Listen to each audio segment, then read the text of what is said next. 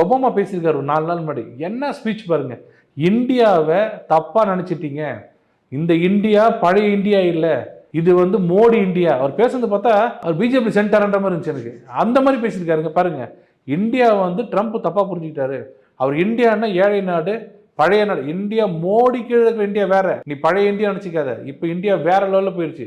பண்ண பெரிய மடத்தனம் அங்கே போய் நீ டாக்ஸ் போட்டுது. இந்தியா வந்து டேர்ன் ஆகுது வேற மாதிரி. இப்போ இருக்கிற தலைவர் வந்து இந்தியாவுக்காக எதையும் செய்யக்கூடிய தலைவர்.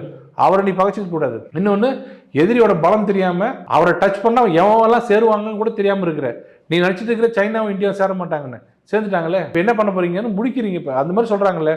இப்போ உலகம் ஃபுல்லா மோடி அவர்கள் பக்கம் வந்துருச்சு. இப்போ நம்ம ஊர்ல இருக்கிற விடுதலை சிறுத்தைகள்லாம் இன்னும் வந்து மோடி, அமித்ஷா, மோடி மோசமானவர் சொல்லிட்டு இருக்க கத்திட்டு அவங்க நீங்க கத்திட்டு இருக்க. அவர் வேற மாதிரி போயிட்டு இருக்காரு, வேற லெவல்ல போயிட்டு இருக்காரு.